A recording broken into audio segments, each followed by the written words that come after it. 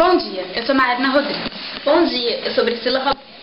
Está começando mais um programa Uma Vida, Uma História. E hoje iremos falar sobre um dos maiores ícones da arte modernista brasileira, o nosso querido Mário de Andrade. Mário Raul de Moraes Andrade nasceu em São Paulo no dia 9 de outubro de 1893 e morreu em São Paulo no dia 25 de fevereiro de 1945.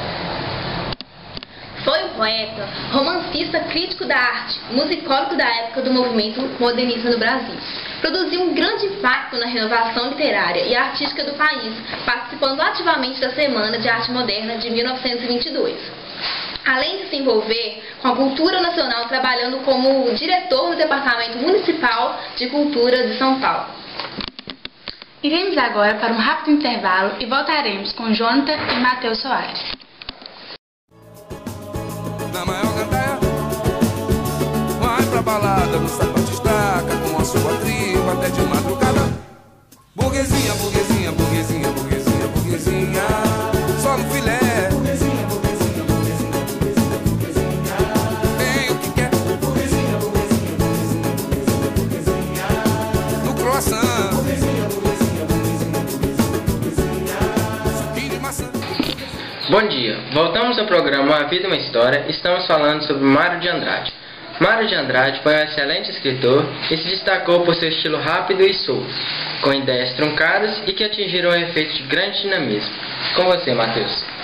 Ele também lutou por uma expressão nova em sua obra Pauliceia Desvairada e por uma expressão que não esteja agarrada às formas do passado. Outra obra de Mário de Andrade foi Losango Caque, publicado em 1926, mas escrito em 1922. Vamos agora às ruas com o nosso repórter Lucas Trelli. Bom dia, Jonathan. Estamos aqui com o nosso entrevistado de hoje, Lucas Soares Boy. Bom dia, Lucas. Bom dia. Na sua opinião, quem foi Mário de Andrade? Na minha opinião, Mário de Andrade foi um poeta importante que teve participação na Semana da Arte Moderna. Muito obrigado pela sua participação. De nada. Agora é com você, Priscila. Bom, gente, é isso aí. Nosso programa está chegando ao fim. E hoje vocês puderam conhecer um pouco mais sobre a vida de Mário de Andrade. Espero que vocês tenham gostado. Tenham um bom dia e até a próxima. Mário Raul de Moraes Andrade é filho de Carlos Augusto e Maria Luísa Moraes Andrade. Nasceu em 9 de outubro de 1893, na Rua Aurora, 320, em São Paulo. Foi um representante fundamental do modernismo. Mário de Andrade, após cursar as primeiras letras, matricula-se na Escola de Comércio Álvares Penteado, mas logo abandona o curso para ingressar em 1911 no Conservatório Dramático e Musical de São Paulo. No ano de 1917, ocorrem 4 fatos importantes em sua vida: a morte de seu pai, a sua estreia literária com a obra Há uma gota de sangue em cada poema, sob o pseudônimo de Mário Sobral, a conclusão do curso de piano e o início da amizade com Oswald de Andrade. Em 1920, já é integrante do Grupo Modernista de São Paulo. Em 1921, está presente no lançamento do modernismo no Banquete de Trianon. Ainda nesse mesmo ano, Oswald de Andrade publicou um artigo no Jornal do Comércio, no qual chamava Mário de Andrade de Meu Poeta Futurista. Isso se deu porque leu os originais de Pauliceia Desvairada, o livro que seria publicado no ano seguinte e representaria o primeiro livro de poemas modernistas brasileiros.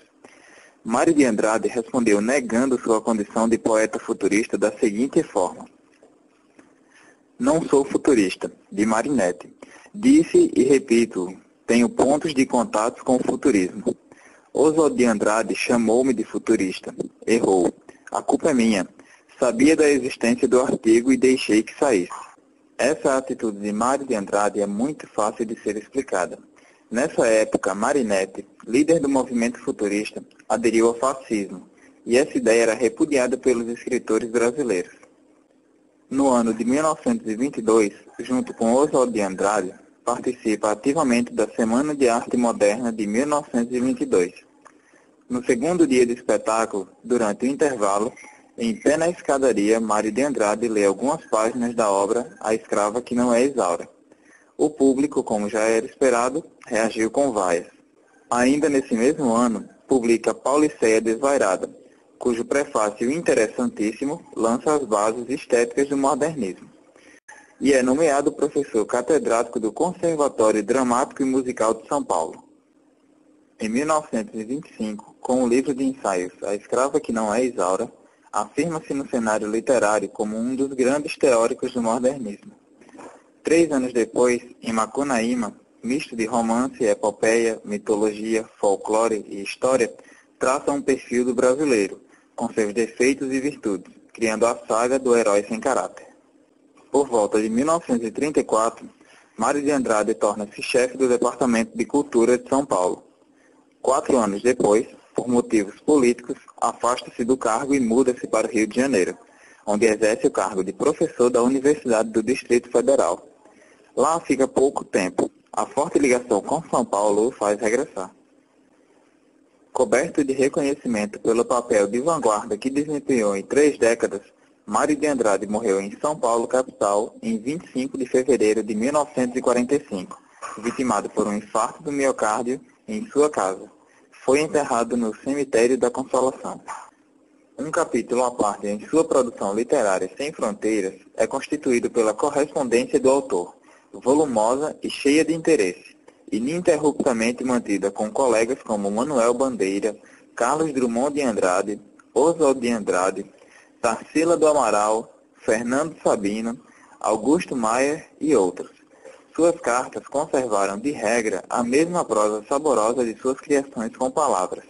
Um lirismo que, como ele disse, nascido no subconsciente, acrisolado num pensamento claro ou confuso, cria frases que são versos inteiros, sem prejuízo de medir tantas sílabas com acentuação determinada.